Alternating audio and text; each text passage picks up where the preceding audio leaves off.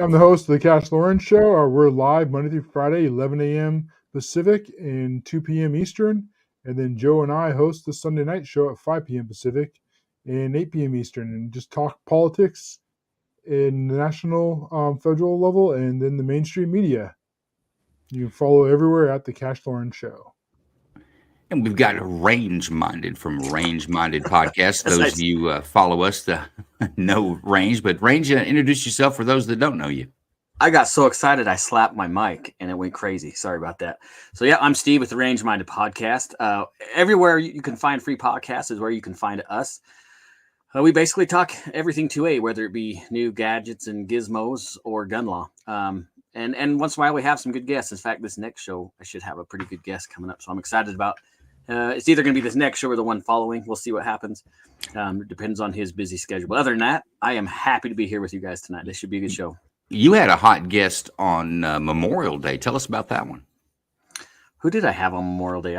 Oh, yeah, it was Nick Hoffer. That's who it was. I can't even remember, dude. Is it Sunday even? I don't remember. Yeah, so Nick Hoffer, he's a good friend of mine. We've been friends for quite a while. Hoftac Holsters or Hoftac Inc.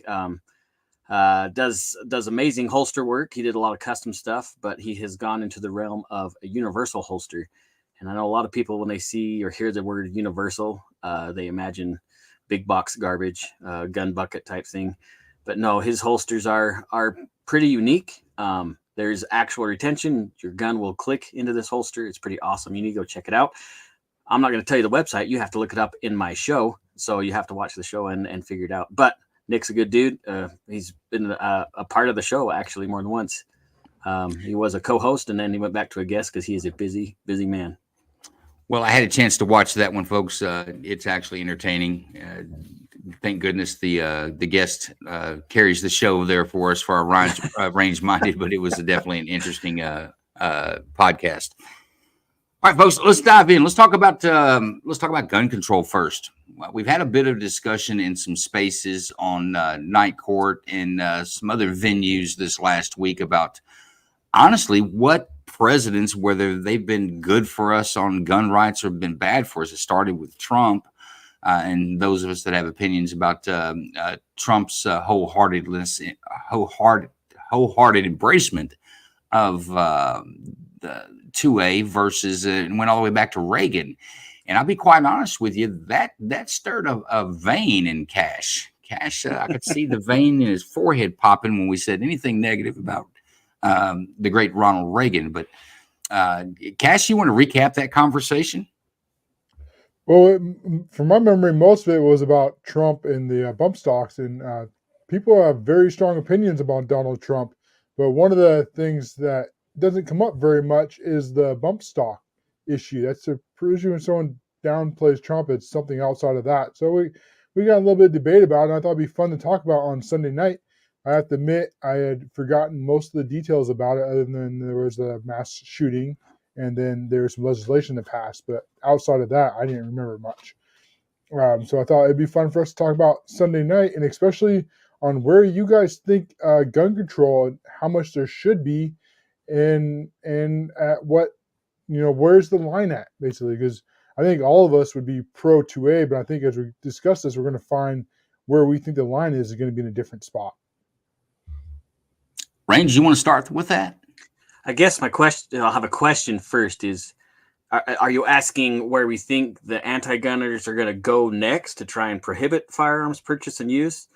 Or I guess I need a clarification on that question. Yeah, I mean, as far as like your guys' opinion. So let's start with automatic weapons, because that's the center of the buck stock argument. So do you think private citizens should be able to own automatic weapons? Why not? So let me preface this, and I piss people off a lot when I say this. Bump stocks are stupid. They're absolutely asinine and dumb. That being said, government has no business regulating what a bump stock is or whether citizens can own one. They are incredibly hard to handle. I don't know if you guys have ever tried to use a bump stock. They're stupid. They suck. They're very difficult to keep a consistent cadence of fire. Once you get that good cadence, it's hard to get where you're aiming.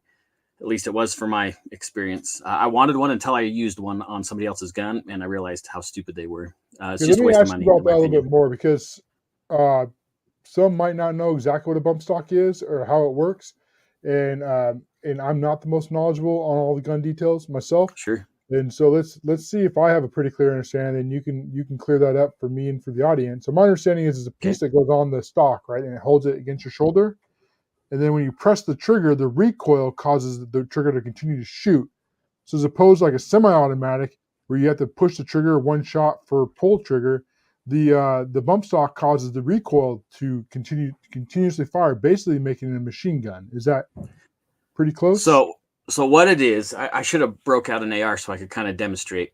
So what it is with your support hand, you're pushing the gun forward, and then the bump stock slides back and forth on the buffer tube, and a segment of the bump stock actually interferes with the trigger guard.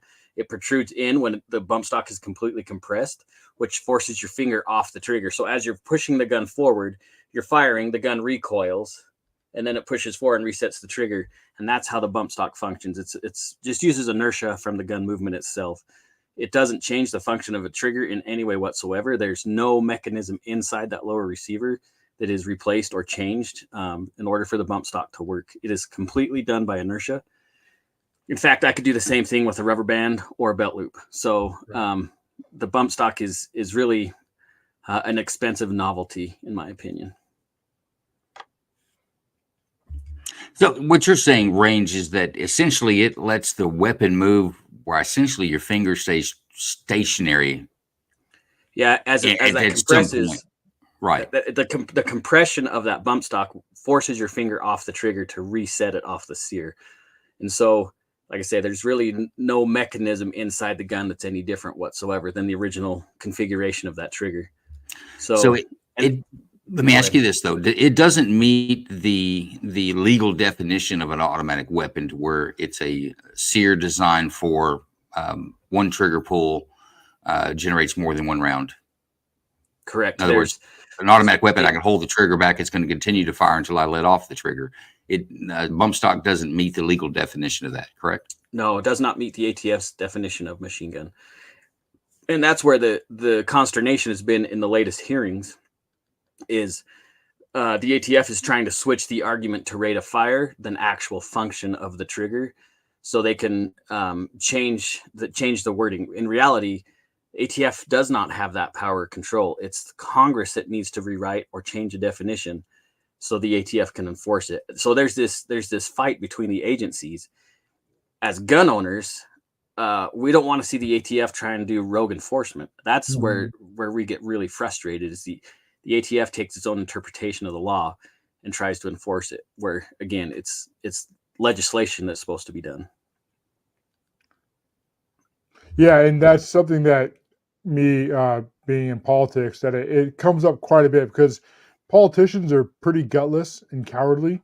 And so what they try to do is they try to write these broad laws that don't really have a definition, and then they throw it to the administrative state, or often call them the deep state, these permanent, bureaucrats that actually run Washington, and no one has any idea who they are, what their names are. And then they go and do enforcement. And then it comes back to Congress, and the politician go, whoa, whoa, whoa, I didn't say that. Go talk to the ATF, go talk to the FDA, go talk to OSHA. They're the ones writing the rules. And it's a way for them to basically be gutless cowards. Well, we didn't see that prior to Chevron indifference. But Chevron indifference is a Supreme Court ruling that said that Congress can't write vague laws, and we'll let the executive branch figure out what those laws mean, the interpretation of those laws, and how those laws are to be applied and rules are to be applied. Yeah, and that's where we're really seeing the issue, because ATF is just one spoke on the cog, really. Mm-hmm. You're talking EPA, you just mentioned OSHA and all these other non-elected agencies that are enforcement agencies and not law writing agencies. Right. And Joe's right. Chevron deference came out and let all these little agencies basically gave them a blank piece of paper to do whatever they wanted, and then as long as they met in this rough circumference of what they are allowed to play in, that whole field is at play for them. And it does come from Congress. You're right. Democrats and Republicans both have been pretty spineless when it comes to governing in, reining in those rogue agencies. I do believe that they're rogue. It's disgusting in my mind. Yeah, I'm with you. I'm with you 100% on that. So let's go on to the automatic weapons. Do you agree that private citizens should not be able to own fully automatic weapons, or then why or Oh, why not? I believe the public should be allowed to own anything that the military owns. The only I know you're gonna get a little bit Mhm. upset about this one. The only restricting factor should be cost, in my perspective.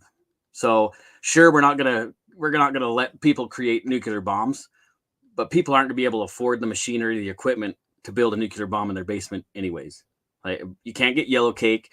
You're not gonna go mine uranium because it's gonna be quite difficult. That stuff on the open market is very expensive, so that's out of the question already. A10 Warthog, hell yeah, absolutely. Guess what? Those 20 millimeter rounds that come out of the A10, those are already governed by the ATF, and you have to file paperwork for every round. So you're paying $200 plus the round at the cost of the round. So there's already a cost prohibition there. Yeah, 100%. I know that might be a little bit extra libertarian for some of the listeners, but Well, let me ask hell this yeah. question. Since we're talking about constitutional rights enumerated in the Bill of Rights, especially in the first 10, we're talking about 2A, the Second Amendment.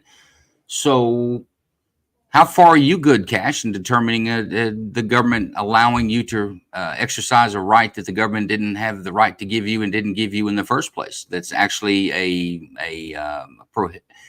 2A prohibits the government from infringing on that. So how far are you good with that?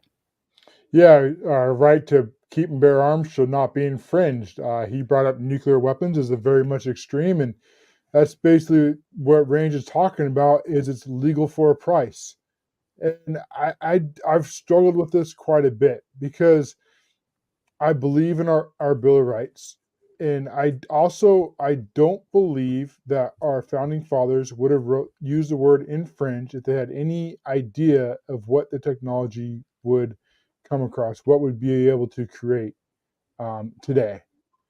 I And disagree. I yeah, disagree as well. yeah, I They know you're they both going to disagree with me. they So they go ahead and built disagree. they Okay, built a make your point.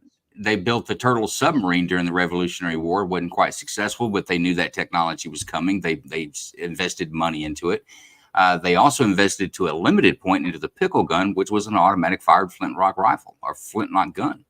I think that they knew very well that technology was going to progress. The British Brown Bess was not competitive to the Kentucky Long Rifle, and I think I forget the other name. Range could probably tell me which one it is of American made firearms that were far superior in technology to the British. So I think that they very well knew and had hopes that we would continue with our technological advance as far as weaponry. Yeah, you mentioned the puckle gun, but there were many other repeating arms that were already available. Lewis and Clark, I can't remember the name of the air rifle, but that had like a 25 round or 30 round capacity, and it was just a pump air gun, and it was very effective. And they used that to explore the West. All the technology already existed at the time. I think the founding fathers completely understood that things would change. That's why they gave us the process to add or take away amendments to the Constitution. They knew life would change, um, and you got to remember too, at the time of the founding, the public owned military style weapons. They owned everything because it was a privateer military. I was going You're, to say you're we didn't have a talking, standing military either. It was Cannons, warships, but there was the these were held in privateers civilian that hands. exactly the best ships. And I know we didn't have a structured military at the time of the founding. I get that, but the private sector were able to fight off the largest military at the time with their own arms. And if we look that into contrast today, why aren't we able to keep an AR-15 in our home then? Well, it's completely asinine to think that the founding fathers only knew or only wrote the Constitution at the time of the that's not what I'm 1700s. That's saying at not all. fair. That's not what I'm saying at all. Okay. What I am saying is that they would have no knowledge of the capability. So to think that they would comprehend that a person could buy a nuclear weapon and have it in their private sector, I remember like Bill Gates or Mark Zuckerberg or Elon Musk, private enterprisers owning nuclear weapons, and then how does that look in the United States If we have private citizens pointing weapons that are capable of destroying entire cities at our own cities or knowing where they're going, Yeah, I I don't. highly doubt that would ever happen, though. I Well, highly doubt it. we highly doubt a lot of stuff would happen. Well, let's go this route. Let's go this route. There was a reason there wasn't a standing army at the time of the Constitution signing. Is the people didn't want it. They feared a standing army. They feared a federal government. They wanted their rights to be into the states, and that's why our Constitution was built and put together. That's why the 10th Amendment ensures states' rights.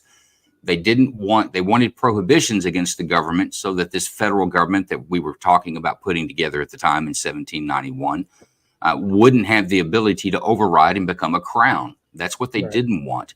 They didn't want a standing army. So your army did lie in the citizenry, and you would have officers and general staff officers that would be fully employed by the federal government, that in time of war and time of need, they would take the militias and the trained folks from as citizens and pull them together, and that was going to be our defense. And that held that way up until World War I.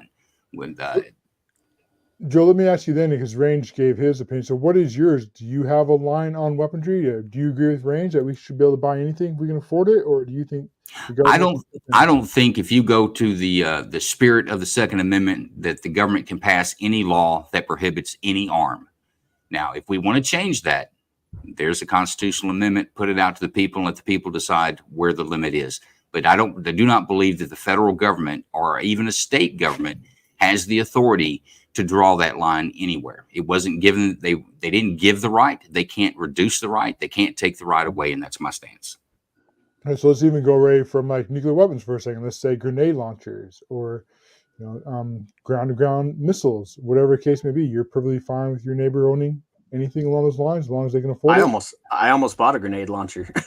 You can already buy a grenade launcher. I can do one now, and I can build a rocket. There's no prohibition against that.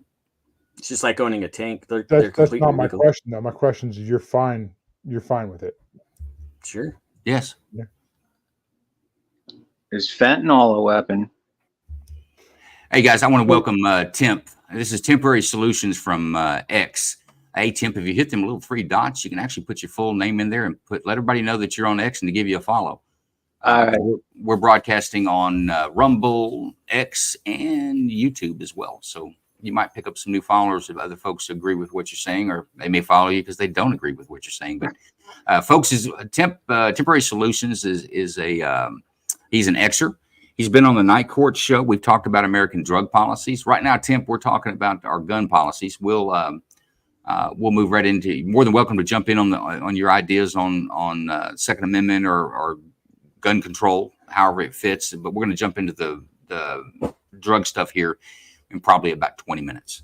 Right on. I just think it's an interesting question because some people like to say that fentanyl is a weapon of mass destruction. So I think it actually does tie into this discussion of what weapons you can use, even though fentanyl is used in healing as well. I would poison. I would say poison doesn't fall into a constitutional protected right as far as an arm as a weapon. When you drop into the text, history, and tradition of what bearable arms was, whether it be offense or defense, fentanyl would not meet that criteria that the founders understood at the time.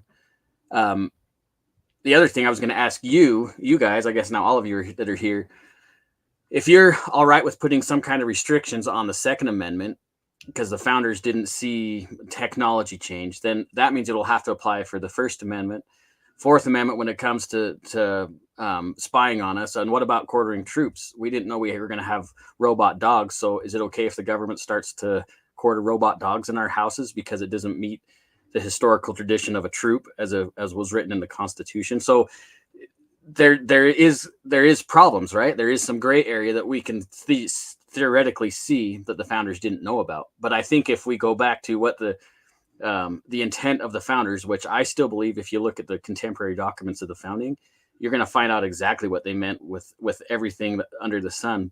But we're not teaching our kids that anymore. And so a lot of the true history, text, and tradition and the intent of the founding fathers is kind of camouflaged right now. It's there. We just have to research it and understand it. Even as far as pulling up the the original dictionary to see what words mean according to the founders. I think that's a huge thing that we need to identify. Well, I think, Joe, were you going or? I'm sorry, I just wanted to say, I feel like we already lost quartering troops in our houses fight with like even stuff as simple as ankle monitors and stuff. They've already got that. That's not troops. What they meant by quartering of troops prior to the Revolutionary War, if you had a house, a bar, pub, a barn, the British could come at any time and confiscate that and use it. And you could have soldiers in your house that you have to feed, and that's by order of the crown. That's why. Right. That's what your Third Amendment is protection of, not. I'm just saying the technology slide has already begun, and as always, technology picks on the most vulnerable people who no one wants to defend, criminals. So no one cares about rights being infringed because they're criminals, so they can have the first robot spy ever installed in a house, and they have to accept it. It's just a slippery slope. Your protections against spying is the Fourth Amendment, not the Third.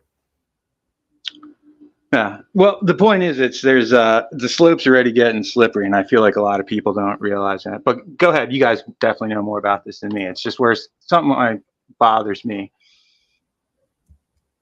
Cash, what I want to ask you is, where's the line drawn for you? Where is it that it's okay for the government to regulate that 2A, and when is the line drawn? Why not regulate 1A? Right now, the only restrictions we have on our First Amendment Constitution for free speech is time, manner, and place. You'll hear folks talk about can't yell fire in a crowded movie theater. That was just a side comment made by a Supreme Court justice when they were deciding the Schneck case to determine whether they could put a man in prison for protesting the World War I, and they did. And that held until 1968. The latest ruling on our First Amendment rights is that the only time that speech can be unlawful is depending on its time, manner, and place used. And then the speech is not what you're charged for. It's charged for what your speech may cause. So where's the line drawn in your mind for 2A? Yeah, for 2A, 1A, very different things. I think on the 2A argument, people try to justify their 2A belief with the First Amendment right. And they're very different rights from one another. And so I'm more on the different side than you guys. I don't think our founding fathers foresaw the amount of damage that weapons could do, and I don't think they would have written infringed, shall not be infringed, if they'd had that knowledge. That's my opinion. And so where's the line? I don't know. I think ultimately it would come down to military or not military, and I get how slippery of a slope that is. And it's something as a society, I think, not the government, but who we vote in the office and who we write into laws should decide. I also agree that state from state, for the most part, needs to be very independent of the federal government. And so I think I would draw the line right around somewhere around automatic weapons. I don't think that private citizens, the extreme of nuclear weapons, but even having fighter jets or attack helicopters, tanks. You can own those. I have a guy that lives up the street from me that owns a MiG, so that's pretty rad, actually. You really can't own those.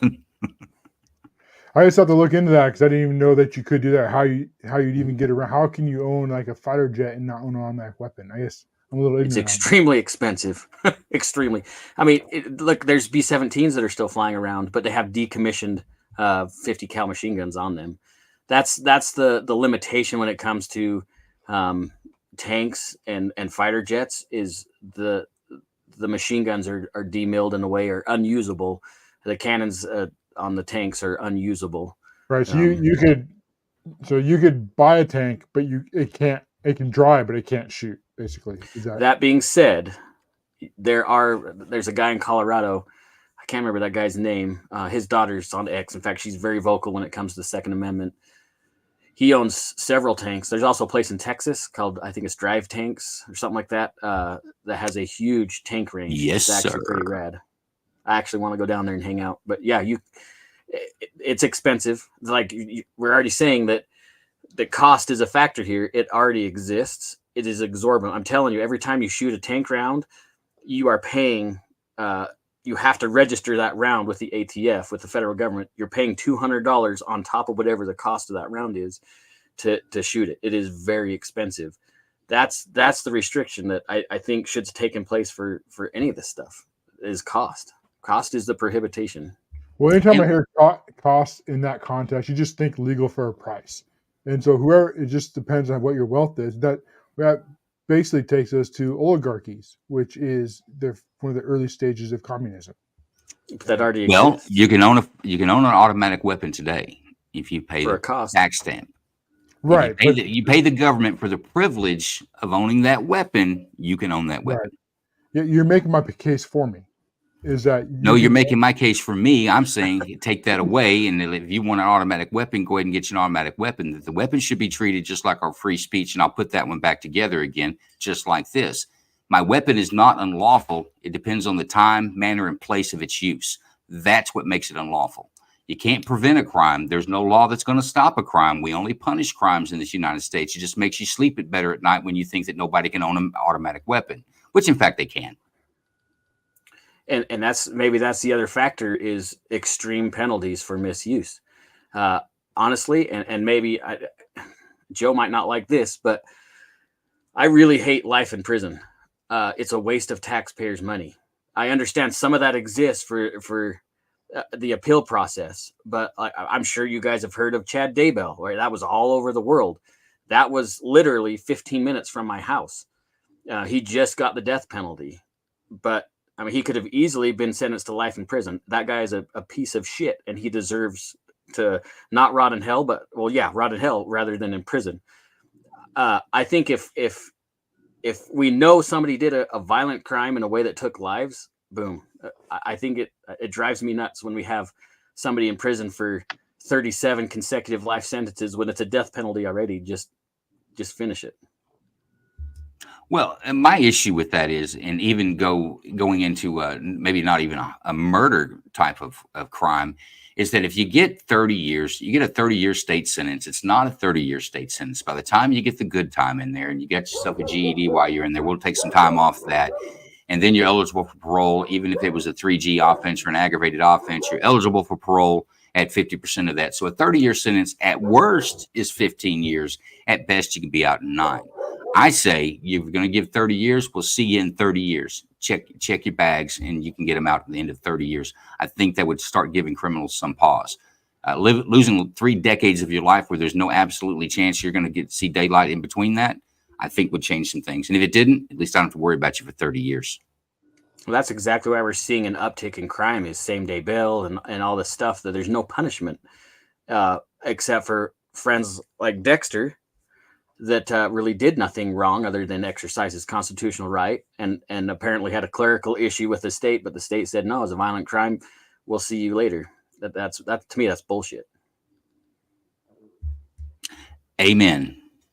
And that, you know what, Dexter actually is a very good example on our gun laws, Cash.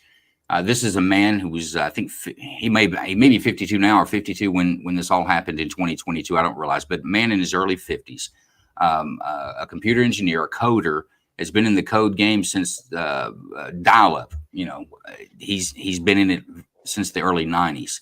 Never had any problems with the law. Upstanding community member. He's the guy you'd want as your neighbor. He's the guy, if you dropped a 20 out of your pocket walking, he'd pick it up and chase you down and make sure you got it back. That's the kind of guy we're talking about. He took an interest into building 80% lowers, which means he could take a chunk of steel and he mills that out himself by hand. And this guy also builds his own furniture. He's just that kind of guy. He's an engineer. He's a geek. He took an interest in firearms and realized that he enjoyed building those 80%. So he was ordering parts. It's legal. He's ordering parts and having them sent to his house in his own name. Wasn't hiding anything. And he built 12 firearms. Well, the state of New York says, wait a minute. You got to have a permit to build a firearm. And you've got to have a permit per firearm that you have. And I think the price is either between $300 to $600. I've heard both on the state of New York, but it's not cheap. You got to have that per each firearm. They get a list from the manufacturers that all these parts were ordered by him. They run a warrant on his house. ATF's there thinking there might be a federal case in it. But of course, there wasn't any federal crime because everything he was doing was absolutely lawful on the federal level. And The feds back out of it. The state picks it up, and essentially they put him in jail for not owning permits on firearms that have never been shot, never left his home, that no one other than the ATF and the people that sent him parts knew they were there. The first time these weapons were fired is when the police took them and test fired them, so they could tell the jury in the court that these were functional firearms. And he gets 10 years because the state is allowed to presume that since he didn't buy the permit, he had nefarious means. He wanted to do something violent with him. So now they've taken a process. I didn't have a permit, and they've made it a 3G offense. That's why he's sitting on a 10-year piece in the penitentiary. So I do completely disagree with that. And I think if we don't want people to own automatic firearms, then that's a real simple constitutional amendment. Put it out to the people. 2/3 of the Congress, signed off by the presidents and ratified by 3/4 of the citizens of these United States. And by God, whatever it says, I'll abide by. But until then, I'm not okay with laws and lawmakers constantly tightening the vice and closing the space to put more Americans in prison on process crimes. Because I don't see the gusto going for people who are murdering folks. What did the gusto go for the illegal immigrants to stomp the police officer's head in New York? You think they're going to get 10 years? Yeah, I mean, New York's fallen to communism, so you either got to vote them out or get out of there. I'm not going to disagree with you on any of that. I mean, I think the best thing you can do is get the hell out of New York or anywhere that's deep blue, because you're not going to get any justice there. But New York loves gun control. They love telling you which ones you should have and which ones you shouldn't have. Fine, but the people who live in New York keep voting these people in. So if you're not on that side of the law, if you're not deep blue left, then you need to get the hell out of there. And that's really the only answer you really have is to flee. But my point is, the state of New York is doing exactly what you're saying you'd be comfortable with, drawing the line on a military weapon. By the way, the 1911 was a military weapon. The Colt 38. Colt 38. It's not exactly what I'm saying. 12 gauge pump shotgun. These were all military weapons. No, that's not exactly what I'm saying. What I'm talking about is having where the line is on weapons and having that clearly defined. I'm not saying that after the fact someone does something very legal and then doesn't follow the right paperwork that they should be sent to prison. I'm not agreeing to any of that. The jury should have released them, but they didn't because it's deep blue New York. And so they're going to continue to release illegal aliens that stomp on police officers' heads and then put away guys who didn't file a piece of paperwork. This is New York. I mean, this isn't any different than Denver or any other, or Seattle, where I live, or Olympia. They'll do the same thing to you. But these juries and judges, my friend, are operating off of laws passed by legislative bodies, and it's, in my opinion, is against the Second Amendment. It's against the Constitution, but yet nobody's standing up to fight against that, whether we live in New York or not. I think we need to be concerned with it. In fact, I would argue it's more important for us to fight right now. No matter if we live in a deep red state, now is the time to make sure that we're fortifying, not when we turn into New York or California or Chicago. Now is the time. Hey, tell you what, folks, we did get a little bit of a late start, but we're coming up close to about our first 45 minutes. We do have a 2-part show tonight to talk about American drug policies with Temporary Solutions. We've been joined by John Cox. Folks, if you don't know John Cox, he has a YouTube channel, 2A Talk and Tactical. He's also on X. He's a great follow. He is a pro 2A champion. I was going to say advocate, but John, I'm going to say that you're a champion for pro 2A. He also loves him some Donald Trump. So Cash, you and him, y'all could hold hands throughout the whole show. Hey, just for the record, I don't hate Donald Trump. I think he was the right president at the time, and I think he will be the right president when he gets elected again. I just have issues with some of his legislation or some of his ideas. He's not the legislator; he's the executor. Range, I agree with you, but we're not going to hold hands. Just get that out of your head. I don't want to hold your hand. I heard they're chapped and calloused, and then move it off my leg, my friend. Move it off my leg. Hey, John, your volume is real low. If you could turn it up, but we're talking 2A. The question was posed is, where should the line be drawn for, as our Democrat friends say, common sense gun control? We were moving on to the drugs. So we had Temp on. Him and I Well, met. I wanted to give John a chance to comment on the 2A stuff. Okay. Then I was going to move on to the temp or the American drug policy. But John, do you have a comment, or you just want to leave it at that? As far as what type of weapons or the way the law is written? What gun control legislation are you okay with? Where's the line drawn? Cash says pretty much automatic weapons shouldn't be in the hands of civilians, and most military grade or style or military looking weapons, I guess that's really what you could say, shouldn't be in the hands of civilians.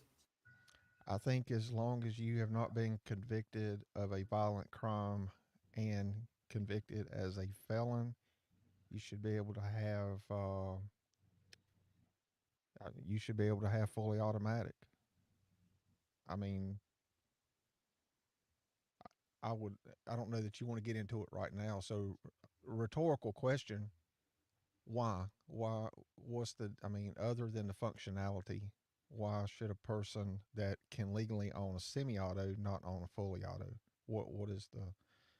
And not to be argumentative, I'm just curious why. The argument that people would make for it would be the amount of damage that can be done. And But that's essentially the people that I'm not saying I'm agreeing with that. I'm just saying that anyone that's going to make the argument, that's the argument they're going to make is how much death can be caused or how much damage can be done in a okay, short amount of time. all right. And to that response, you're going to be more accurate with a single shot or even a semi-auto than you would be with a fully auto. What you're saying, John, is that automatic fire is wasteful and inaccurate. Am I right? Very, very much so. I have not seen anybody be able to hold target on a fully auto, even a Uzi, a 9mm. I have never seen anybody to hold on target on a fully auto. Play advocate. There are some autos that are very accurate. No, most of them are I'm not. just saying for argument's sake. Yeah, most of them. You're right. I'll say as a combat soldier, the only automatic fire I've used in combat was belt-fed weapons for suppressive fire. It was not for accurate fire. Yeah. I mean, outside of like a 3-round burst, like on an MP5 or something like that. It's still trash. I'm just, yeah. I mean, MP5 is rad. 3-round burst is trash. Oh, okay. I shot 1 bullet, but I lost 3. Now I saw some eye rolling there, Cash Loren, when I gave the rundown on the discussion. At what point did you disagree with my my capping of that up? Well, we really need to move on to this drug topic because I really want to talk about Temp about that too before we run out of time. Yeah, and that's fine. I mean, that's absolutely, we can have a discussion. John, I'm going to need you to turn your mic up. Your audio is extremely low, my friend. I don't know what else. Is anybody else experiencing the same? Yeah, he's super low. There's something about going now? on there. He's just using his church voice. He's all right. It's Sunday. What about now? Yeah, that's better. That's better. Before we move on to the next topic, I want to talk about a sponsor of mine. Put it up here. It's the FoundryHolsters.com. Folks, this is a Air Force veteran out of North Carolina, small business, Pro 2A, as Pro 2A as they get. He is a sponsor of the Joe Lanu Night Court, or Night Court with Joe Lanu and the Night Cruise show. He has custom holsters. If you need an inside waistband holster, outside waistband holster, any type of holster that you can imagine, go to FoundryHolsters.com, check on them, tell them Joe Lanu sent you, and get yourself something nice. I saw some really nice Second Amendment printed. They're a tan color with the Second Amendment actually printed on the holster themselves, but my understanding is there might be somebody in here that knows a little bit about this company named John Cox from 2A Talking Tactical, who turned me on to him. He actually made a very unique holster for John that he couldn't get made anywhere else. But John, you want to run that down real quick before we move on? Yeah, real quick. So I've got an XD45 Springfield with an Olight Valkyrie PL Pro light on the bottom. Real quick, I could not find a holster for that firearm, more so the light. What I found out in talking to another big name company is they're not making them because that light has a tendency to either be left on or accidentally turned on, and because of the heat from that light, it starts to deform the holster material. So they're not making them for that Olight. So TJ, the owner of Foundry Holster, made me one, and it's perfect. I mean, it's spot freaking on. I love it. I love it when it accidentally gets turned on. Oh, and there is Kingdom. Yep, folks, we've got Kingdom from Kingdom Radio that's joined us, and I want to let folks know that if you're watching on X, if you're watching on YouTube, our comments are open. I see Robert White's giving us an LOL, and we've got a LOL what? I'm not sure what Gonzalez Music Reviews was speaking about, but if you want to give us more detail, folks, if you have questions or comments, if you put them in there, we'll drop them on the screen and answer them for you. We want you to be a part of this conversation as well. Before we go to talking about some drugs, because we're about to do that, I want to run a promo for our friend Sig Soto. Sig Soto, folks, is a designer. He's got some of the best hats and stuff that you'll get. There might be one on the screen. Look over towards Range Minded. That's an I Stand with Dexter Taylor hat. If you would like one of those, in particular the Dexter Taylor hats, well, listen to the promo, and it'll tell you all about it. Hi, folks. Joe Lanu here. SigSoda.com has come up with an exclusive hat design to show your support for our friend Dexter Taylor, a.k.a. Carbon Mike. Message me on X to order, and $10 of every purchase goes to the Dexter Taylor Legal Defense Fund. Sig Soda is your source for Pro 2A Amendment gear, official sponsor of the Night Court Show. Let's show Sig Soda some love and some support. Folks, if you want a I Stand with Dexter Taylor hat, shoot me a DM. I'm running the donation portion of that on the Sig Soda hat. I'll get you a hat and put $10 towards the Dexter Taylor Defense Fund. All right, let's go to our next topic. We have our guest in here, Temporary Solutions, but we're going to talk about American drug policies.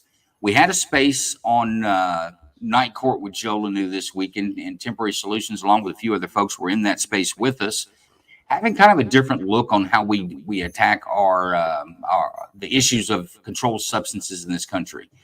And I'm going to let Temporary Solutions give it a little bit of a more of a breakdown, but just essentially, Temporary Solutions is not for total eradication of controlled substances in our society. That he says that there are people that these controlled substances benefit, and that we should be, as a free society, to make that choice and choose that type of life or the use of these substances if we like. But Temp, take you about 30 seconds to tell folks who you are, where they can follow you at, and a real quick rundown on your position. Yeah, thanks for having me on, y'all. Yeah, that's a pretty good summary. Basically, I think our current drug policies are horribly wrong and getting wronger. And there's not a lot of signs of progress. We just keep repeating the same cycles of failure. Well, we got to get tougher, or we got to show more compassion. But nobody's really dealing with the problem that we've destroyed freedom. So, yeah, there's so many little complex parts of the discussions too, and it's really difficult to know how to address all of that for everybody. It's a very personal situation because everybody's idea of what drugs are, and that is intensely personal. Science is terrible. Like, we still don't even know much about what weed does because our drug laws ban science. So there's just so many tough problems, and I think people really need to reevaluate things better. So thanks for having me to talk about it with y'all. No worries. Now, Cash, during that show, you couldn't stay. You had some other obligations, so we didn't get a lot of your point of view on how you felt about American drug policy. So I'm going to let you start. Yeah, I really appreciate Temporary Solutions coming on, because I think Temporary and I, probably as we talk about this, are going to be about as opposite sides of the aisle as we can be. Pretty close to how we feel about the 2A. But this would be on the drug side. So I thought it'd be fun to talk about somebody who has a very different opinion and see where we're at. So essentially, if I understand Temporary correctly, and he can correct me, that he basically believes that we shouldn't have anything outlawed, including heroin, should be over the counter. And I believe that we're not getting harsh enough on our drug laws. And so is that pretty accurate, would you say, Tim? Yeah, that's close enough. I mean, I think it's pretty hard to ban a plant. Heroin's a plant. It comes from the poppy. I mean, we've declared war on plants. It's not going great. Now we got fentanyl instead of heroin. And anyone who doesn't realize that's worse isn't looking at the numbers. Well, as far as fentanyl and heroin go, so vast majority of it's not even in this country, and so we secure our borders. That's the biggest step that we can do to cutting off the drug trade. Well, the overwhelming majority of fentanyl is brought into America by American citizens for American citizens, according to DEA data, over 90%. So even if you secure the border with Mexico, then you're just going to have Canadian cartels. And if you build a wall with Canada, then you're just going to have cop cartels, just like Segovia in San Jose. The cop, I forgot what she was, FOP. She was some head cop, but she was mail ordering in pounds of fentanyl, and she's going to walk on community service bullshit after 14 continuances because she was a cop. So there's too much money in it. No matter what you do, nothing's going to work. So then your basic argument is then, well, then why fight it? Just make it legal and put our resources elsewhere. Is that where you're at? That's one. I mean, one of my arguments. Like I said, it's an intensely personal discussion, and everybody's got their own priors, so it's so difficult to make an appeal to a wide audience. But yeah, just on a fiscal responsibility, sure, that's one. On a freedom argument, yeah, that too. But yeah, it's stupid to believe that tougher sentences will work. Well, walls do work. They've worked since the beginning of time. We had, for example, significantly down illegal immigration, and then Biden opened the walls, and all of a sudden they're coming through. We didn't have near the fentanyl problems that we did before that we do now, and we have an open border. And so I don't care what the DA says. I don't really trust the federal government statistics, especially now that they've been completely almost every day being exposed for lying about their statistics. And so I think that's the very best starting point we have. If you put people in prison, and I'm not talking about just people who are abusing, I'm going after drug dealers and the people bringing across the border. They come with, there's a couple things where I know we're going to disagree on minimum sentences, but there's a few things that I do think so. For one, murder and attempted murder, I think is automatic life in prison, no 30-year sentences. Any kind of sexual abuse, especially towards children, is automatic life in prison on first offense. And then very, very harsh sentences for any type of drug dealing with intent to distribute. I'd maybe along the line of forgiving once and then they're done. And so that's where I think you and I are very much against each other on this, but I'm very interested to have this conversation with you and see why we feel the way we do. Well, one of the most important Give me a parts. second. Give me a second, Temp. I want to. You've got some supporters on here on the text stream. Life is art. Our life is art. Carrie on X says legalize, regulate, and educate. She is a proponent for legalizing drugs. FT. Our veteran LT3 fentanyl ingredients are being supplied by China to the cartel. Border needs to be a priority. So he agrees with you, Cash, that the border needs to be locked up. He also says secure the border. And life is art. I'm messing your name up, Carrie. My bad. Life is art. Carrie, why doesn't anyone ever talk about people who need these for pain? And she says, so there's a point there as well.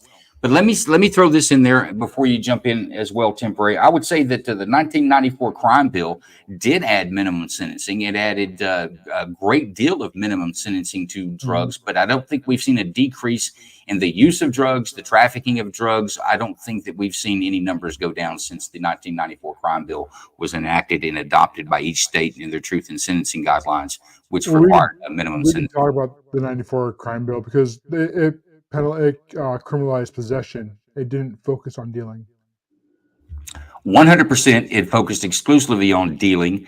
You're going to have to go back and look it up. I've worked drugs. I've prosecuted many people under the 1994 crime bill. If you're distributing, if you're caught manufacturing and or delivering methamphetamine, anything in a Schedule 1 for damn sure, you're looking at your minimum sentencing started at about 20 years, unless you started proffering and start on the federal system, unless you started proffering and start talking to your folks. talking about other folks, you weren't going to get your sentencing down.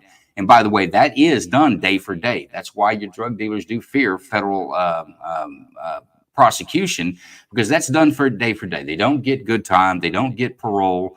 If you get 30 years, we're gonna see you in 30 years. I just don't think it's done I don't think we've seen a significant difference in drop. Right. Am I thinking of the wrong bill? What was the one?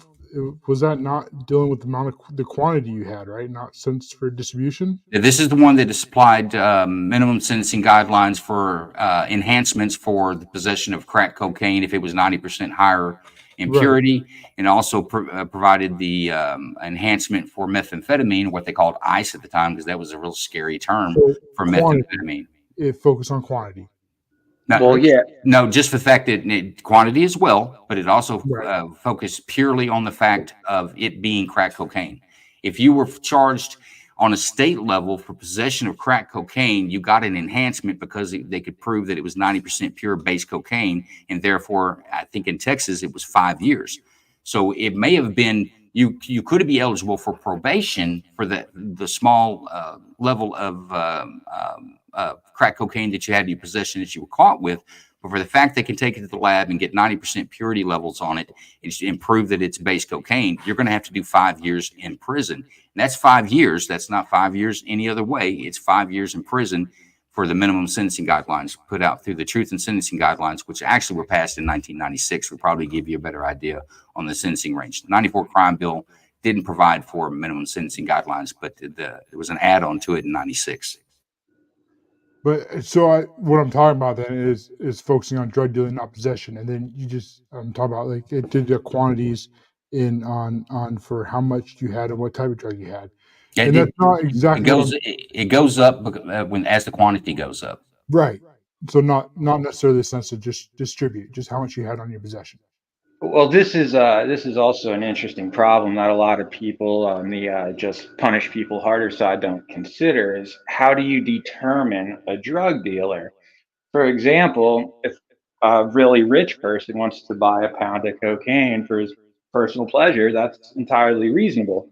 He'll get a better deal on the price. He'll have his supply secured without having to deal with criminals, and he'll be sitting on a pound of cocaine for a year, which would make him a dealer under the possession dealer distribution type of laws. But then on the other hand, you'll have 20 different people who don't have $20 to their name all getting together and scrounging up a couple of bucks to buy a bundle of dope. And one of them will go make the journey because the dealer doesn't want to do 20 different bags, single sales for $5.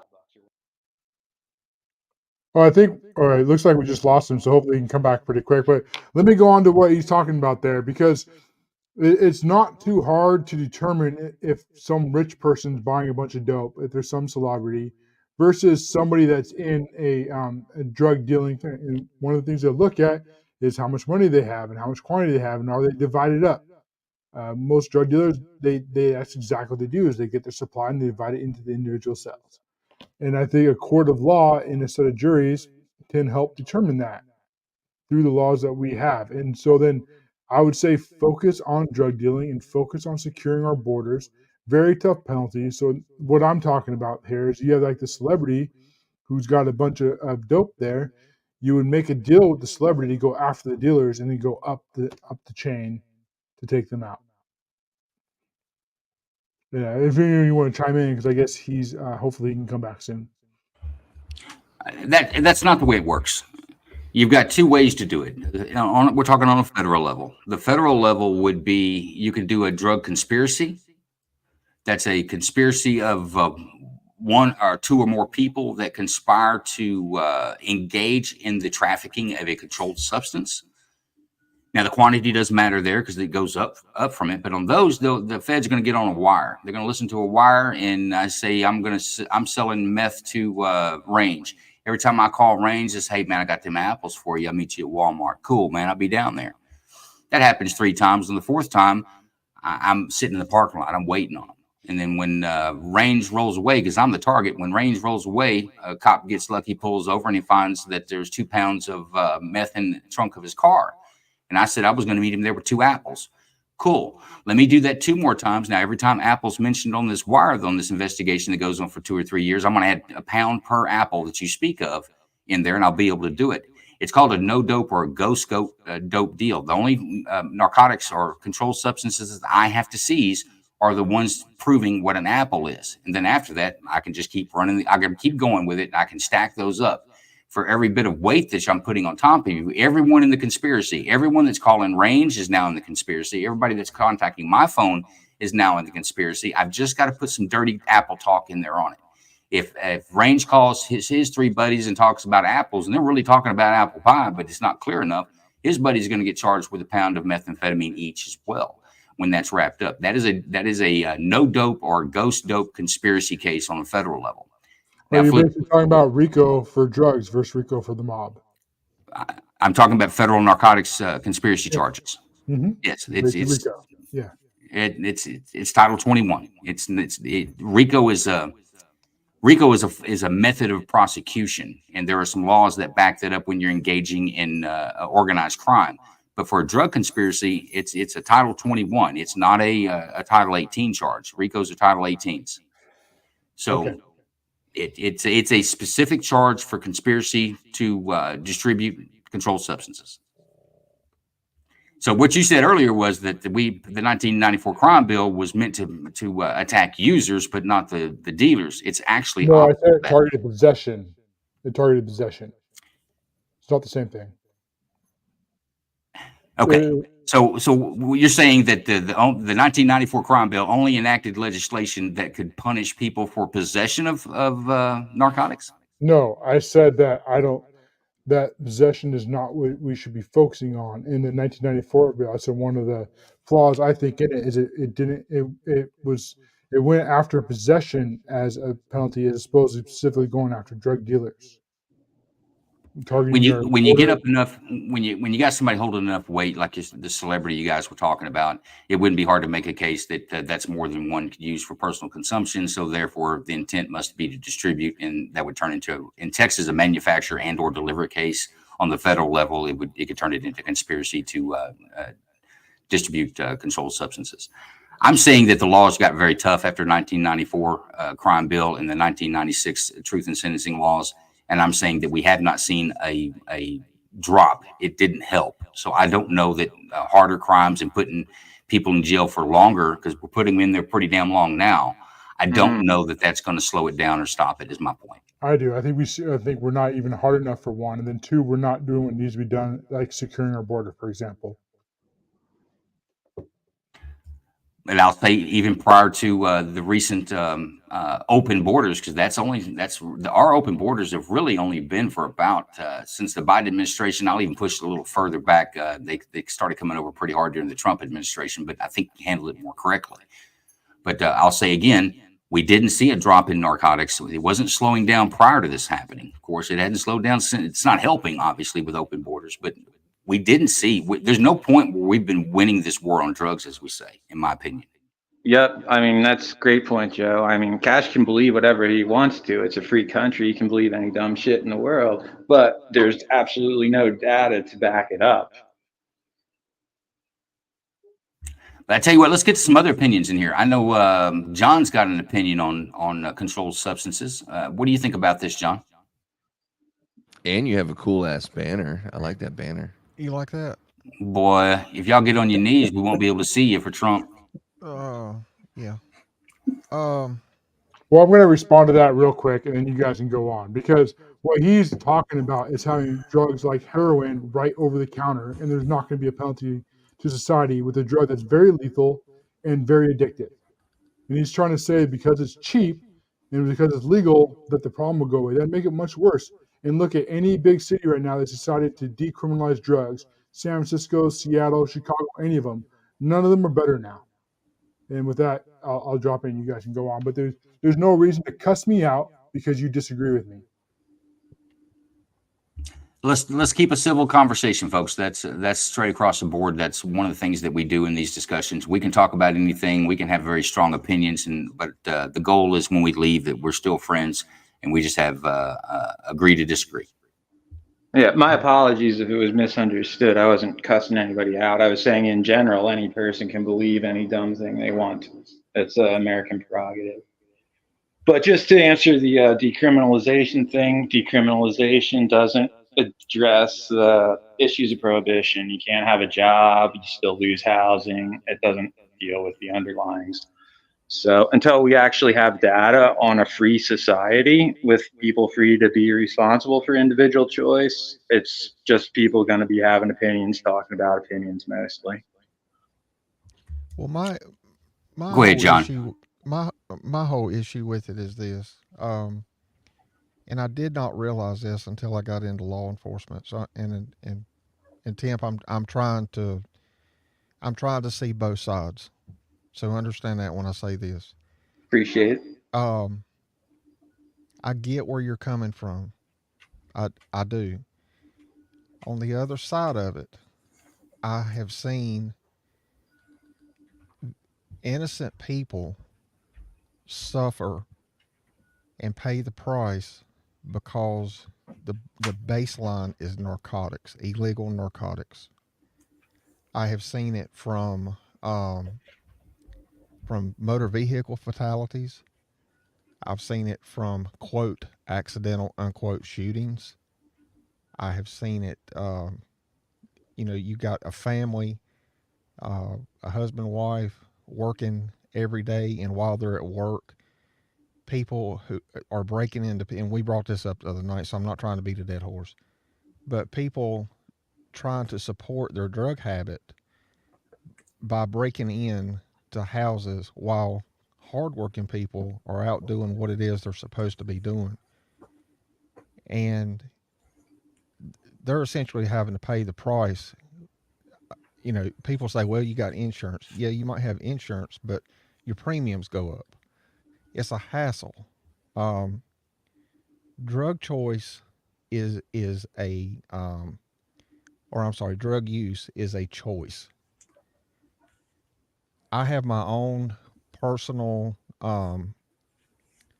experience with that, not being a drug user, but a very close family member started off on marijuana.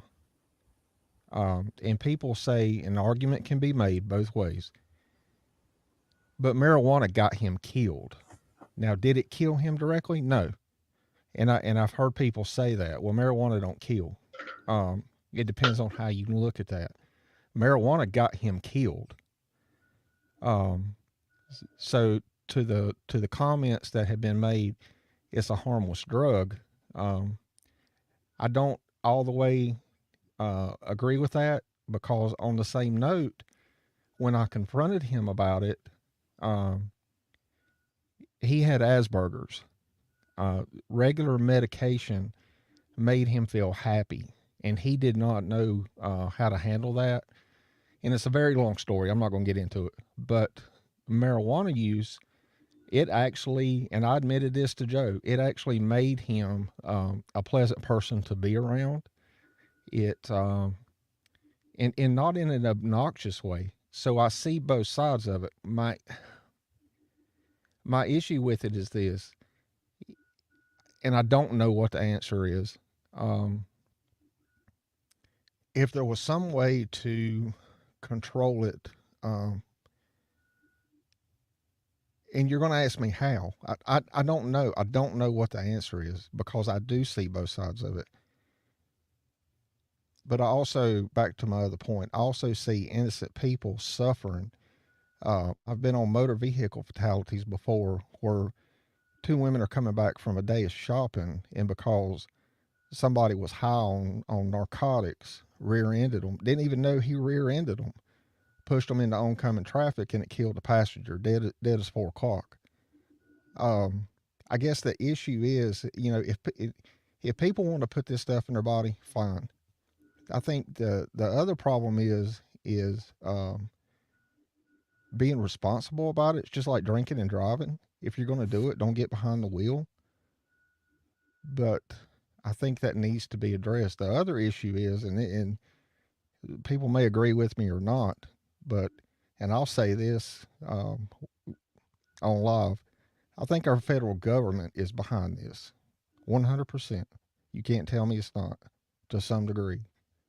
So and you're not going to win against the federal government. So I don't know exactly what the answer is. I don't know if that answered your questions or not. That's just a loaded. That's a sensitive subject with me for a multitude of reasons. But I try not to get biased about it. I try to be honest about it. So I don't know what the answer is. Well, John, I don't think anybody was asking for an answer. I think we're just looking for your opinion on it. I don't know that anybody here has got a ironclad answer. We all damn sure have some opinions, though. Range, I want to go to you, and then I'm going to go to Kingdom, and we're going to change this up just slightly. Go ahead, Range. So I'm trying to be as open-minded as this as possible. So I believe in God, right? I believe we're all God's children, and I believe He loves us and knows each of us individually. I believe personally that for every ailment that's out there, God has provided some kind of natural cure. So I believe there is medicinal use for marijuana. I've seen cancer patients use it. I've seen people use it to control emotions. I get it. But when we get into the manufactured drugs, God didn't create those. I believe some of those have good use, maybe. I am not a pharmacist. I don't know all those answers either. But I am trying to be open-minded with a lot of this stuff. I can kind of see the idea where everything should be legalized. That kind of goes back to the discussion we had on firearms, right? Everything should be legal. But drugs are a little bit different to me. When I pick up a gun, I use it all day at the range, I'm still the same person that I was when I left. If I shoot up heroin and I use heroin all day, well, first I'll probably be dead, but that alters someone's willpower. It as far as, again, I'm not a drug user, so I could be completely off base on this, but it alters your personality and it inhibits your ability to make good decisions. So there's a fine line here, right? I noticed that I can't remember her name. She just commented a second ago. I've been reading her. Life is Art, Carrie on X. Okay, yeah, that's the one. Hi, Carrie. I've seen she's been pretty vocal about, hey, these people are trying to use these for help. I get that, but when we just make drugs and honestly alcohol, yeah, it's readily available. When you're under a controlled substance or any kind of substance that alters your personality, your willpower, your ability to think, somebody's getting hurt. It's either you or you might be hurting somebody else. That's where I have an issue. We look at Seattle or other places. I think Cash already mentioned this. Some of the places that already made a lot of these drugs legal. I think it was Toronto or Quebec, one of those cities where, there are zombies walking around, right? I have a problem with that. These people have some serious issues. Now, maybe we need to create a home or a place where they can get clean. I do believe there needs to be some good places to clean these people up. I think the government and society's kind of fallen short on some of these folks because the good drug houses to get people clean are expensive, and a lot of those folks can't afford those places. So I don't know. I guess I'm just talking mumbo jumbo, right? Let's try this. Do you think we have success on our war on drugs? Do you think what we're doing now is working? Do we need to go harder at what we're doing, or do you think we need to take a step back and maybe reevaluate how we're approaching this? Yeah, the war on drugs is not working, in my opinion. How many times are you going to throw an egg in the frying pan and talk about this is your brain on drugs, right? That's what we all saw as kids. About 38 years. I think we can do it for 38 years. Yeah, I don't think it's changing. There's something else. We got to learn how to get to people's hearts and souls a different way to help get them off of these drugs. Some of them are just so addictive they can't escape the grasp. They're just a slave to the substance. Thanks, Range. Kingdom, what do you think? What's up, fam? I like that. You're a slave to it. I've actually had a little experience of being a slave to it myself, and it's very tough to get off of it, bro. But I'm the type of person. If you want to, snort some coke, you want to smoke some crack, you want to shoot some heroin, you want to do whatever you want to. Do it. Go ahead and do it. Who's stopping you? The drugs that you want are pretty easily available. Marijuana is not legal here in Texas, but it wouldn't be that far-fetched to see that someone has marijuana, or even when prohibition, where they made alcohol legal, I mean, you can have alcohol. There was places that had alcohol. You can get whatever you want to, but you know, you talk about the Second Amendment. You're not going to have any fucking guns if everyone's walking around with heroin and they have this addiction that they cannot kick. I mean, it's not something that you say, you know, I feel like I'm going to go on a diet, or I feel like I'm going to quit drinking. You can't. Literally, you cannot stop smoking heroin. And usually people who cannot stop smoking heroin are in a central location where the property value is terrible and the crime is up to the wazoo, and you can't even rationalize why the hell are they doing this crazy shit and breaking into this place and stuff like that. It's going to end with legislation where they're going to take guns away from, because the whole entire society is not there's not a good work ethic, and it's super fucking dangerous. That's going to be a reason they're going to take people's guns away. But like, if you want to do drugs, but there is going to be a consequence. I think the best way to do it is the way that they're doing now. It's called a controlled substance. You got a situation where you need this drug. You just had this accident where you need this drug. So you have a trained physician that says, this person is going through this experience and they need this type of drug. And we think that, you know, here's what you need to medicate it, and maybe it's for life, or maybe here's what we need to start weaning you off of it, and here's something to help you get back, you know, now that you're done with it. I mean, a medical physician, or it's called a controlled substance, you can have it, but you have to go to this person and tell them what's going on, and they're going to prescribe this to you, and you can legally have it and whatever. But just to have just anyone self-diagnose themselves for recreation that turns into a habit, which turns into a dangerous society. So we start taking away everyone's freedoms, and right to bear arms is definitely one of them, just because that's a hot topic on this show. You know, you are not going to be able to bear arms if drugs are legal everywhere and you can have heroin and anything that you want to just for recreation. It'll be too fucking dangerous, bro. Too dangerous. I'll end there. Hey Joe, unless you got somebody else to go to, I want to Why Carrie just mentioned. why don't you? I think I'm going to go that direction. Let me throw that out there, and we'll go back around on it. You're talking about folks that have medical injuries and medical issues that are prescribed these controlled substances, right, John? Well, that was one of them, but about Well, go ahead. Go ahead. About it altering people's personalities. I don't know why that's offensive, and the reason I say that, Carrie, is this: I have a very close friend, and I don't judge people. They do what they do. That's on them. But I have a very close friend that will give you the shirt off their back in everyday life, do anything they can. However, when he does a certain type of drug, he becomes very volatile, angry, violent. And because of my history in law enforcement, I've been gone for 14 years. But when he is doing this drug, this narcotic, I am currently the DEA, and I'm spying on him. And it makes me very uncomfortable to the point that I have to leave. So to your comment that it alters their personalities and comparing it to a mental health, I have to push back hard on that, because there is nothing wrong with him mentally.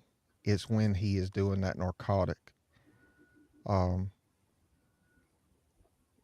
He is a total different person for the worse, and that is his personality. The other thing of it is that he has admitted that somebody, it wasn't me, but somebody actually recorded him one night, and I wasn't there, but he openly admitted. He said, "I did not know I acted that way." He said, John, I've got a question. My personality changed. Go ahead. Is this person under a prescribed medication, or is this something he's doing He off the is books? Off the books. I think Carrie's comment was against me, and I stand by my statement. People that get on these substances, they are different when they use them, and people just like John's friend there, they know that they are different. That there's a reason why they're using them. Some of them I get are medicinal; they're using to escape pain. Yeah. I have a friend that stepped on an IED. he was quadriplegic. He was supposed to be a quadriplegic. Luckily, they were able to save 3 out of the 4 limbs.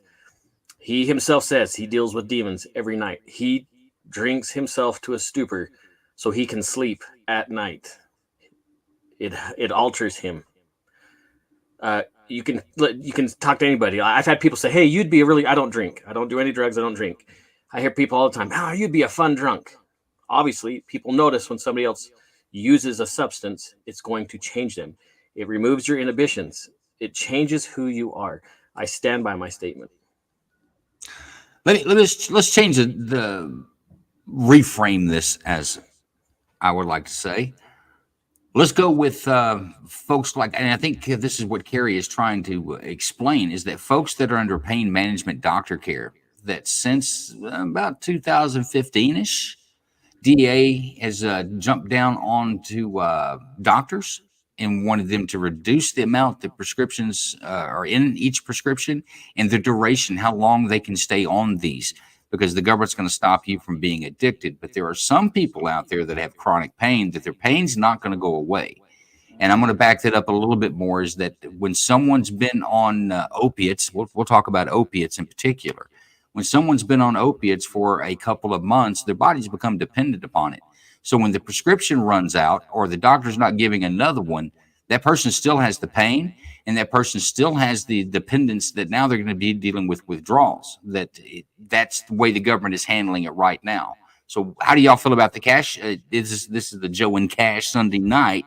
So what's your idea on pain management and for these prescription narcotics? Not talking about anything coming across the border, not talking about illicit controlled substances, but controlled substances that were manufactured in the United States or other places, but are into the controlled circle, issued out by prescription, and people are under a doctor's care when they get it. But how do you think that should be handled? Yeah, that's so I'm gonna have to answer this quick because I got to call it a night and log off here pretty quick since we're already over. But the problem with any type of narcotic or any type of drug is the risk of dependency. And I've talked about this in other subjects, and I feel along the same lines here, is that you need to give people a helping hand, but not a hammock. And there's got to be a way to help people, and I don't have the best way to know that, other than what always seems to work the best is having the lowest level possible and then going up. So at the local level, either whether it be churches or support groups, NAA meetings, whatever the case may be, to help these people get through these problems like addiction, and then but not having a hammock, because there's also people that just they don't want the help for whatever reason. They're addicted and they're good with it, or they just won't do what needs to get done. They're just not ready to say. And I believe it's one of the drug groups, I can't remember, AA or NA, where they say, like, you just gotta be sick and tired of being sick and tired, I believe is the saying they say.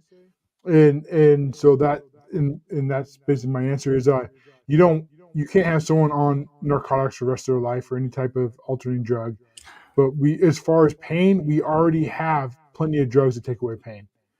Right now, you can go to any hospital, doctor, whatever, they prescribe it, you can get it. So They're going to prescribe you an opiate. It is the most effective painkiller we know. Sure. And so then how do you get people off it? I don't really have the best answer. I don't know if in societies we do, whether it's reducing, and I would imagine it's along the lines of reducing the medication level, and then having support groups around people, but also having the point to where you say enough is enough. And But basically, I guess the last part of that question is, what about people that the pain doesn't go away? You're getting them all, you're getting them clean. But what if the pain that originally they started taking the medication for still exists, like fibromyalgia? We don't have a cure for it. It's just people are in constant pain. What do we do for folks like that? Because currently what's happening is that the DEA is pushing back on doctors who are prescribing this for extended periods of time and having them stop, but it just leaves the patient still in pain and with withdrawals.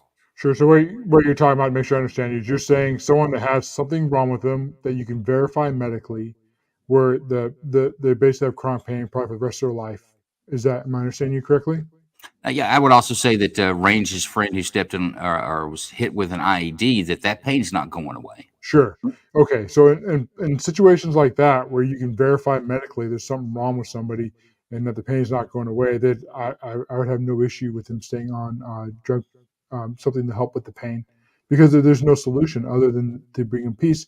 In my mind, that's no different than someone being like hospice right before they die, is taking away the pain and letting them pass away. And so I would consider that an extreme situation, but I think we need to treat those extreme situations differently than we take someone that's just addicted to a drug.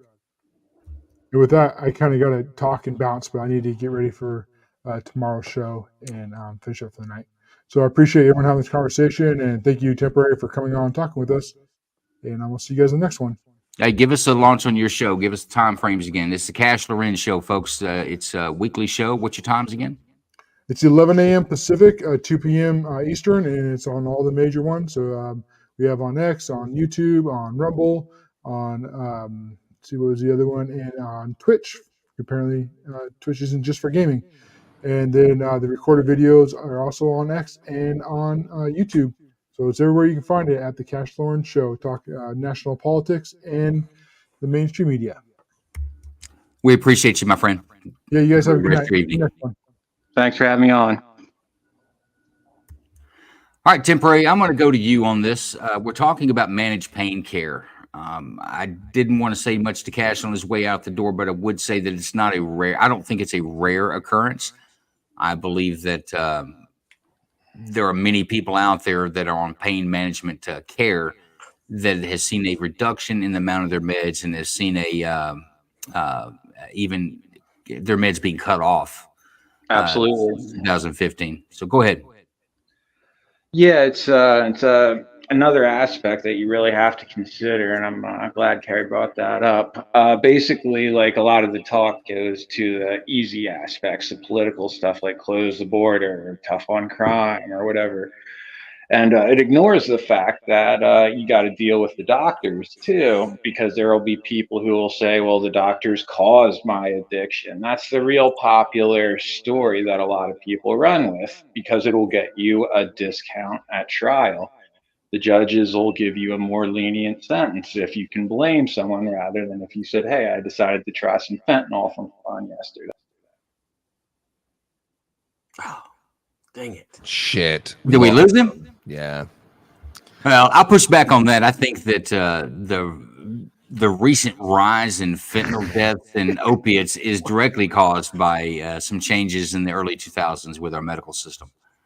They started treating pain, and the best treatment for pain is opiates.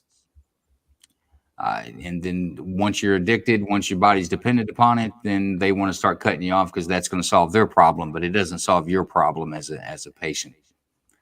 But Yeah, I understand. It's a complex issue, right? Like, and it's obviously we're not going to solve it tonight, but I think it's important that we do what we're doing now and have a conversation to see how and what. I don't know. It's tough. I can't get past all I see out of Kingdom's icon there. It looks like Joe Biden and Trump are going to kiss, and every now and then his head pops up in the middle of it. It's weird. It's kind of romantic, isn't it? No, it's not. It's disturbing. It's like a fight. Like they're about to fight and they're doing the face off. You know what I mean? It's going to be like this. Yeah. If That's I the move way the fight's myself, gonna go. there's a parental advisory sticker there. If you And- remember those from back in the day. Carrie, I hope you know that we love you. Like, I'm not trying to be confrontational on any of this stuff. I really am trying to be open-minded with all this stuff because man, we're all people. We got to figure out society, or we're going to lose it. In short, my position on it is that I don't think that jail is our answer. I think maybe some compassion with folks that are either addicted because of some chronic pain or addicted because they tried it and they're on the streets.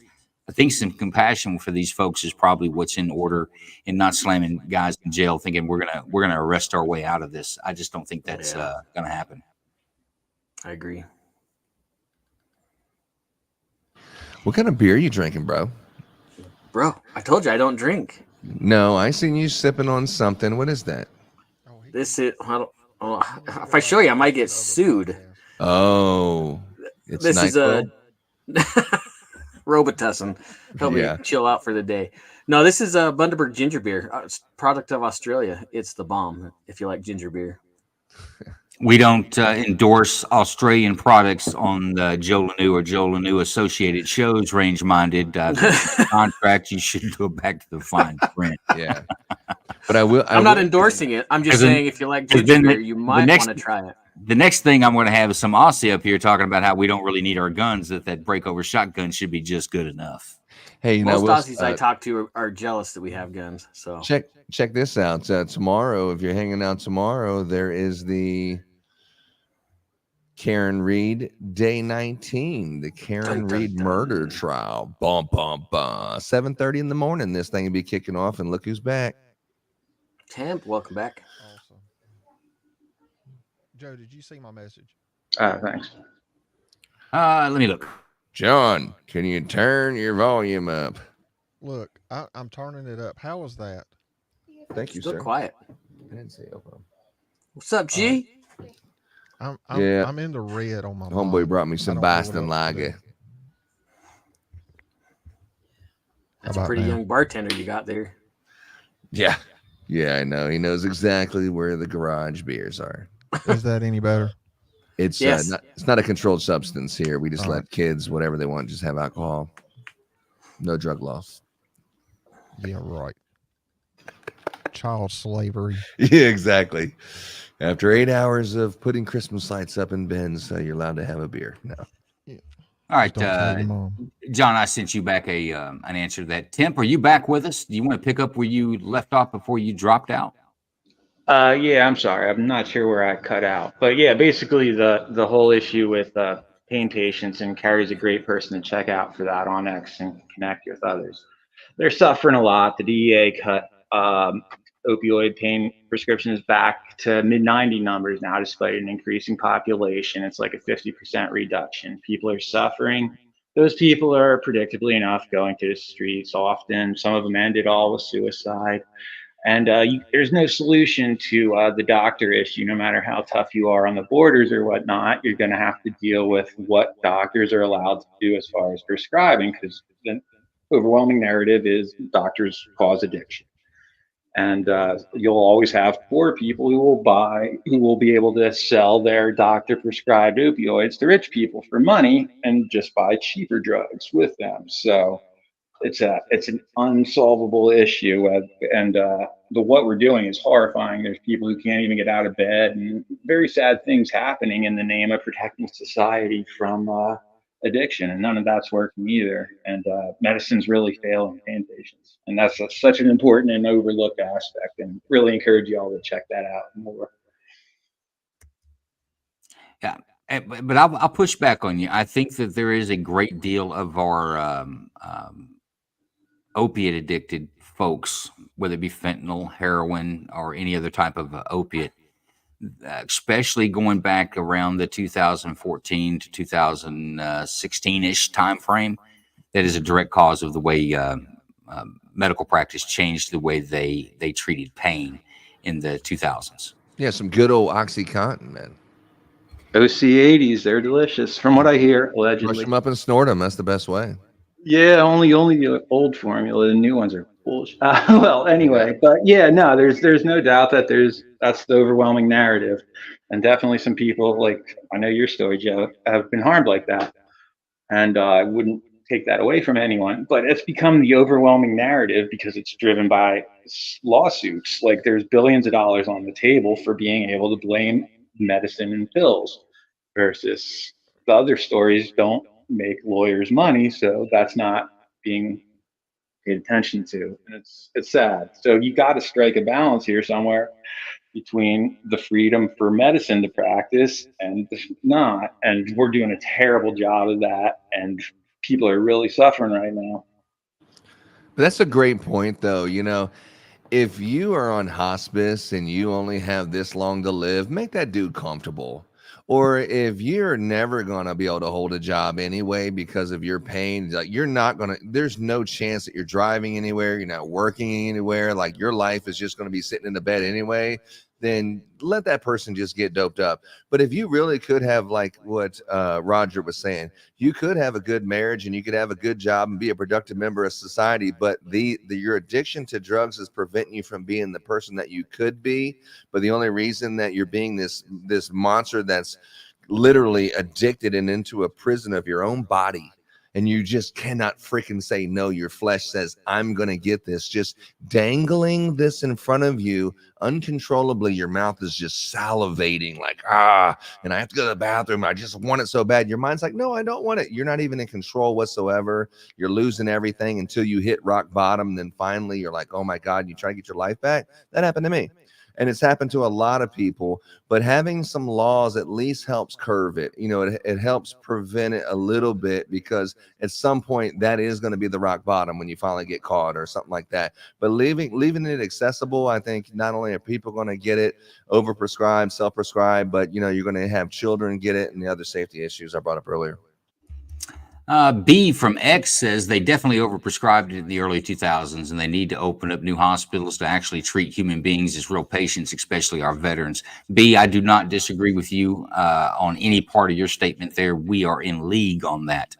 I will say, though, instead of treating addicted people with prison time, jail time, I think that they need to remain under a doctor's care. It needs to be easier to go to your doctor and say, I've got a problem.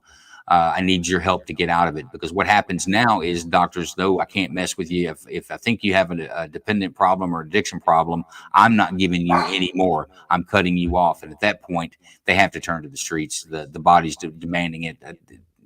Most people are going to go to illicit solutions or temporary solutions, right? Temporary. Yep. And some people actually are helped by these drugs. There's guys I know there's obviously professionals too. I don't want to only blue collar this. Like, there's plenty of smart people who do stimulants and opioids to get through their day. But like, construction industries are overwhelmingly a huge area of opioid abuse. Like, any big enough job site you go to, somebody there is doing opioids. Like, you get more ability to work longer, harder, and get through a tough day. It helps people make money too, and you just don't see that as much because we can't have the honest talk about people who are doing well. We only see the failure stories that emerge because the honest people just lie to us. What drugs are you talking about that you can do and hold a job? Which ones are those? Basically there's people in like any construction site you go to, there's someone on meth or some form of opioids. The guy on meth is the guy everyone loves because he's doing the work of 3 men. I disagree with you. That's the Yeah, one we're watching. 100%. That we're going to have to get rid of that guy. They don't usually do well on construction sites. I work You construction. think you And, during yeah. good. Well, the thing is, too, if you're working on a large project, and I've worked on some huge commercial project, I've worked on, you know, hundreds of millions of dollars of project in one deal. Anyway, one accident happens, there's a drug test, and they get streamlined. They're out of the outsourcing project at that time. Yeah, you are exactly right. And so back in 2003, I injured my back, ruptured T12L1. He went in and cleaned that out. Went back to work at the sheriff's office because the other employer with the same county didn't hold my position. But anyway, went to the sheriff's office. In 2009, I re-ruptured T12L1 and ruptured T11 T12. Well, because T12L1 was bone on bone at that point, he had to do a fusion. So that's why I had to medically retire. Um, right before, about a month or so before I left work one day, I was on oxycodone, and I was in communications, sitting 12 hours a day, excruciating amount of pain. I found myself making clerical mistakes. Luckily, it wasn't a warrant check or something like that, but it scared the hell out of me because I thought I can mess up because of the pain medication that I was on. I wasn't thinking clearly. And the last thing I wanted to do was get somebody that I worked with shot or, hurt, killed, or whatever. So I went to my supervisor. I was like, I can't do this anymore. So she sent me home. And on my way home, I called my surgeon. And he referred me to a pain clinic. And I have been going there since 2012. I do not, and I know we're on air public. I have over the years I have been very very careful about who I tell what kind of pain medication I'm on. But when I have told people what I'm on, they look at me and it was like I would have never known because it doesn't affect me like it affects some people. Um, I Mhm. was on OxyContin, but then when me and my first wife got our divorce, I had to go off of her insurance and go on Medicare because my disability went through. They didn't cover OxyContin, so I had to go to another one. So what I have found since then, a couple of things, and I'll make it quick. One, and this is it's not the only reason, but it is a reason why I'm trying to get off of it. Is I can't even get life insurance. Um, my ex-wife's cousin sells life insurance, and he even tried to get me on. He's like, I can't get it, John. He said, I don't know why. He said, do you know? And we were talking about it, and it didn't dawn on me at that point. And he said, but you're out on medical, right? And I said, yeah. He said, what kind of medicine are you on? And I told him. He said, that's why. So I can't even get life insurance Mhm. because of that medicine that I'm on. The medicine that I'm on, and some of you may pick up on it, some of you may not, probably will. But one of them, when I've told a couple of people what I'm on, they look at me with this crazy look, um, like I would have never expected that. And even when the doctor told me what she was going to put me on, I was like, "Oh hell no!" And she said, "No, hold on." She said, "I know where you're coming from. You've worked in law enforcement. We actually use this for pain." I went home and I researched for 4 solid freaking days on this. So I agreed to go on it. And, um, but now I'm kind of like, um, I'm even pushed more now to get off of it because, and not to go down another rabbit hole, but you've had these hacks into the um, medical field, like for pharmacies, Walgreens, CVS, whatever. So I asked my doctor, or my second to last appointment. I was like, "What if the grid goes down? Because they are controlled. How do I get this if the grid goes down for any amount of time and I'm due for a refill? Because they're not really doing paper prescription anymore on that type of on that type of medication." And she said, "Well, we can write it. We're just not supposed to." She said, "But you need to ask your pharmacist." So I actually asked my pharmacist 2 weeks ago. I'm like, "What happens?" He said, "We will take in that case, we will take a paper copy." The issue is like if something happens, and let's just say the power grid goes down, well, hell, they're not Mhm. going to be open. So what happens when I run out of this medicine? I know what happens when I run out of this medicine because when we bought our last house, I had somebody come in to clean the house, and she actually took 7 days worth of my medicine, and I just had it filled. So I didn't realize how much I was missing until it got down, and I went through withdrawals. So, And I'm going to tell you, outside of COVID, that was the sickest I have ever been. Um, I was out of it, and when I was able to get it refilled, my wife and I at that time, I remember my stepson asking his mom, he's like, "Is he going to be okay?" And she said, "Yeah, she's a nurse." But they prescribed me, my doctor knew, I mean, I filed a police report, but she prescribed me two medications, one for nausea and one for something else. But that didn't even work. Well, I say it didn't work. I couldn't tell that it worked. Um, but it made me think, yeah, I'm dependent on it, and I don't want to ever go through that again. mm, Because now I know what people going through withdrawals go through, and it's a very sick. Um, but I hate to think about what kind of pain I'm going to be in if I go off of it, because every time it rains or gets ready to rain, like this morning, we had a drizzle. I woke up and I was hurting bad. And I've had an internal spinal cord stimulator installed. That doesn't work. I've had I've had shots. They last about 3-4 months. I'm like, and my doctors have told me it's not gonna get any better. You may have to have another surgery to go in and clear out scar tissue. I'm like, damn, where does this end? So I get certain parts of it. Um, and sad to say, I've been on that side of it where I've had to go through withdrawals because of the dependency, and it's bad if you've never been through it. So, John, you're one of the folks that we're talking about that is I'm getting an echo back, but okay.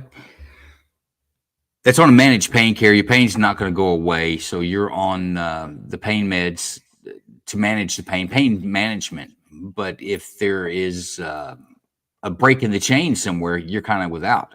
And I see Teaching Mimi brings up someone who's very similar, or somebody similar to your situation, where they fused 4 or 5 levels on a vertebrae. But since this person had a previous history of addiction, he was refused any pain meds, but later went out and found his dealer and OD'd and died. She says that if the doctors had treated his pain and treated him like a patient necessarily, that he'd probably still be alive. Yeah, and I can tell you. So I didn't know. I hate taking medicine anyway, um, but my ex wife, she's a nurse, and she had noticed one day. She's very observant. She had noticed one day I was eating Advil like M&Ms, and she's like, "Why are you taking so much Advil?"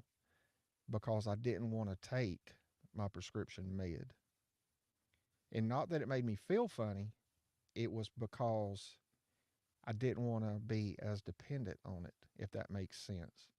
So I was eating Advil, and she's like, that's tearing your liver up.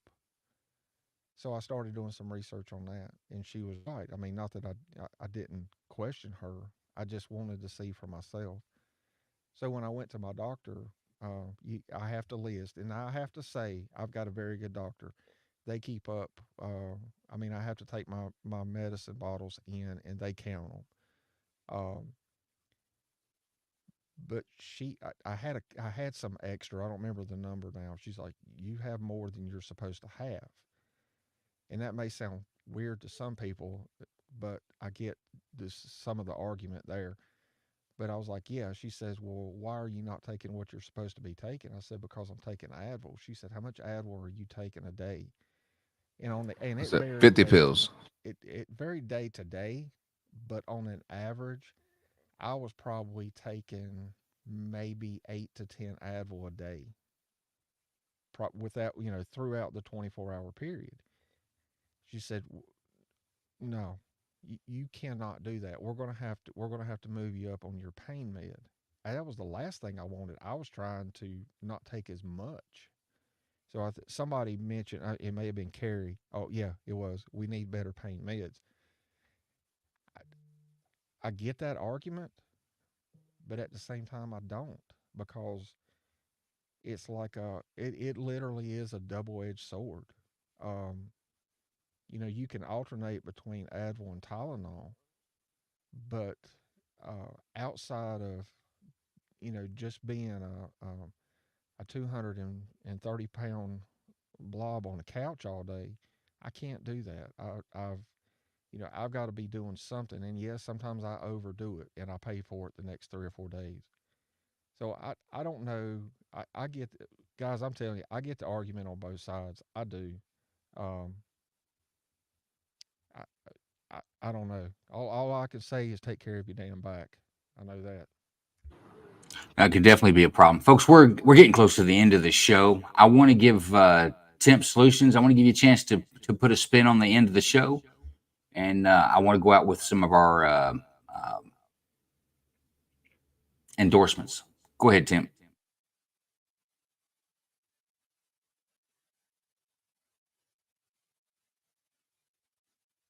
jump back to, but that's some powerful personal sharing right there. And like he makes a point, like whether you're eating 10 or 20 aspirin a day, you are just as addicted and just as harmful and just as killing yourself as someone on heroin. And we've just decided that's okay because it's over the counter and doesn't mess you up. But it's going to mess you up when your liver explodes pretty soon. So that's definitely worth considering too. But another thing is how unfair even the whole medicine is within itself, pain management versus addiction medicine. Like there's this one medicine for addicts. It's called methadone, and it's used for drug addicts and junkies. And so they get discriminated against. They have to go pick it up every day at a methadone clinic. But there's also methadone for pain patients, and they can get a 30-day supply of it and take home pills. But they also get discriminated against too because it's known as a druggy medicine. So there's so many complex interwoven layers here, and people just keep getting hurt. And it's not getting any better.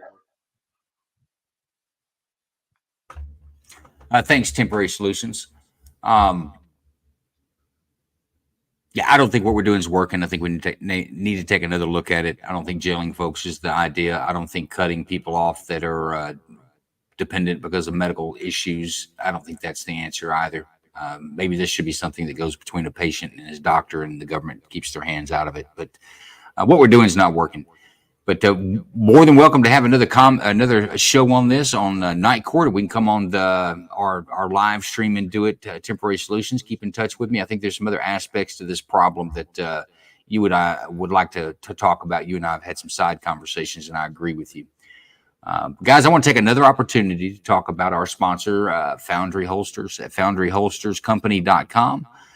Custom holsters made, any type of holster that you need. If you don't see anything on their website, shoot them an email. They have a 100% satisfaction guarantee. Your money back, or you're going to be happy with the holster they made. Our good friend John Cox with 2A Talking Tactical has had a holster made, extremely happy with it. I've had some good conversations with the owner of FoundryHolster.com. Completely, he's an Air Force veteran. He's a small business. He's working hard to build it up. He's here to please you, and he's definitely part of our 2A community. So let's don't forget our guys at FoundryHolsters.com. I put that on the screen there for you. There it is, www.foundryholsters.com, companyco.com, and you can tell them Joe Lanou sent you.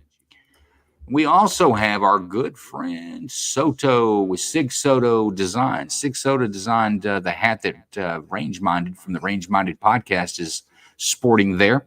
That is a I Stand with Dexter Taylor hat. And hi, folks. Joe Lanou here. SigSoda.com has come up with an exclusive hat design to show your support for our friend Dexter Taylor, a.k.a. Carbon Mike. Message me on X to order, and $10 of every purchase goes to the Dexter Taylor Legal Defense Fund. Sig Soda is your source for Pro 2A Amendment gear, official sponsor of the Night Court Show. Let's show Sig Soda some love and some support. There you go, folks. That's going to be our Sunday night show. We've got Range, as I call him, from the Range Minded podcast. Look him up. He's on X as Range Minded. Also on YouTube, Spotify, pretty much anywhere you want to listen to a podcast, you can find some range-minded podcasts there. Great shows, definitely good 2A stuff and good tips, techniques when it comes to firearms. We've also you'll be modestly disappointed, not completely. So modestly, we don't go for a high level here. The bar is low on our said. live streams in our Joe Lanou content creators group. But the bar is low, but absolutely, if you get below the modestly impressed, then you shoot me a DM and we will take care of that. We will tune Range Minded up to keep that quality content coming. We've also got John Cox. John Cox has a podcast, 2A Talking Tactical. He's on pretty much everything that you can find a podcast for. On X as 2A Talking Tactical. He's on YouTube as well. And he's a big hit on TikTok. Evidently, the Chinese are all about me talk and tactical with John Cox. So I take your information. I sell it to someone. I sell it to someone. You talk to me now. And we've got Kingdom Radio. Kingdom Radio, he has a broadcast. You'll see a lot of live streams. He's doing the Karen Reed trial. I'm going to help him with that tomorrow. We're looking forward to that. It's going to be super exciting, like the new season of General Hospital, what that trial is turning out to be. But he's also one of our high-speed producers for these live shows. Good guy. And there he goes. There's a promo as the producer kicks in and does that. But, guys, that's the end of our stream tonight. Catch us next Sunday for Joe Lanou and Cash and all our content creators. We come on Sunday nights and we shoot the stuff and talk about different topics each night. Also, catch myself and my night crew at for the Joe Lanou Night Court with Joe Lanou on X, Monday through Fridays, 9 to 11 Eastern. Various topics this week on Wednesday for sure. We will have an actual U-2 spy plane pilot that's gone through the entire training program and has flown these things, guys, up into the 2000s. So we're going to get some updated tea, as they say, on the U-2 spy plane and what it's still being used for. Believe it or not, it is still in service. Big Ron's gonna love that. Big Ron is probably dancing right now in his underwear at his house in Florida in anticipation for this. But also, our guys, don't miss our Friday show. It's a police video review. It's a video show stream like we're on now. We have a panel of law enforcement attorneys and civilians who give their opinions on different videos with police use of force, body-worn camera type stuff. Enjoy the rest of your Sunday. We'll see you. Oh, I have some outro music for you too, bro. Well, let's roll it in there, producer. I hadn't ended the stream yet. There you go. That'll get past the copyright. Good job.